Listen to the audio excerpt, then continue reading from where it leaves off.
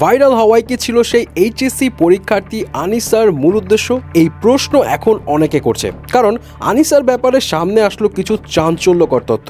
ঢাকা শিক্ষা board laboratory school and কলেজের শিক্ষার্থী আনিসার পরীক্ষার কেন্দ্রের সামনে এই ছুটোছুটি এবং কান্নাকাটির ভিডিও গেস সবাই দেখেছে। অ্যান্ড সেই সময় জানা গিয়েছিল মেয়েটির মা পরীক্ষার দিন সকালে হঠাৎ স্ট্রোক করায় হসপিটালে দৌড়াদৌড়ি করতে গিয়ে তার পরীক্ষার কেন্দ্রে আসতে দেরি হয়েছে। কিন্তু এই দেরির কারণে তাকে পরীক্ষা কেন্দ্রে প্রবেশের অনুমতি না পাওয়ায় কান্নায় ভেঙে পড়ে সে, এবং আনিসার এই ঘটনা নাড়িয়ে দিয়েছিল সবাইকে।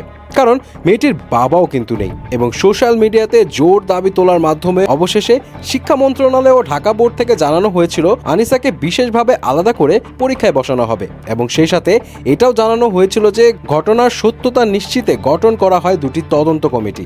বাট আজকে সবাই চমকে যায় যখন খবর সামনে আসে যে আনিসাকে বাংলা সেকেন্ড পেপারের পরীক্ষায় বসানো হবে না। মোরওভার তার ঘটনার সত্যতা নাকি পায়নি তদন্ত কমিটি। মিডিয়া রিপোর্টসগুলোর প্রতিবেদন অনুযায়ী সংশ্লিষ্টরা বলছেন ঘটনা সম্পর্কে আনিসার বর্ণনা অনুযায়ী সত্যতা না পাওয়ায় আনিসাকে পরীক্ষা দেওয়ার সুযোগ দেওয়া হচ্ছে না। তবে সে যদি বাংলা দ্বিতীয় পত্র পরীক্ষায় 66 নম্বর পায় তাহলে দুই পত্র মিলিয়ে তাকে পাশ করিয়ে দেওয়া হবে। নাম প্রকাশ না করার শর্তে শিক্ষা মন্ত্রণালয়ের একজন উপসচিব ও ঢাকা বোর্ডের দুজন কর্মকর্তা জানান, মায়ের অসুস্থতা নিয়ে আনিসা যেভাবে তথ্যগুলো দিয়েছিল তার সত্যতা মেলেনি। কর্মকর্তারা আরও জানান তার মা ওই হাসপাতালের নিয়মিত রোগী। সেদিন সকালে হঠাৎ অসুস্থ হয়ে পড়েছিল এমন তথ্যের সত্যতা পাওয়া যায়নি।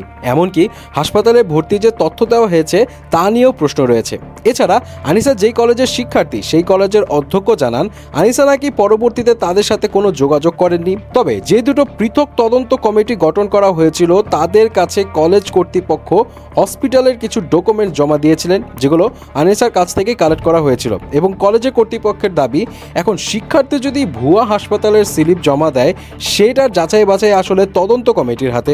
যাই হোক, তবে ঘটনার বর্ণনা দেওয়া পর্যন্ত আনিসার কাছ থেকে বা তার পরিবারের কাছ থেকে কোনো ধরনের আপডেট আসেনি। সো দেখা যাক আসলে কি হয়। তবে এই ঘটনা এখন সামনে আসার পর অনেকেই বলছে আমরা অনেক ইমোশনাল জাতি, তাই আমাদের বোকা বানানো বোধহয় অনেক সহজ। আবার কারো মতে এই ঘটনা যদি সত্যি হয় তাহলে বিশ্বাস অনেকেরই হয়তো ভেঙে যাবে। এখন আপনার কি ওপিনিয়ন জানাবেন কিন্তু।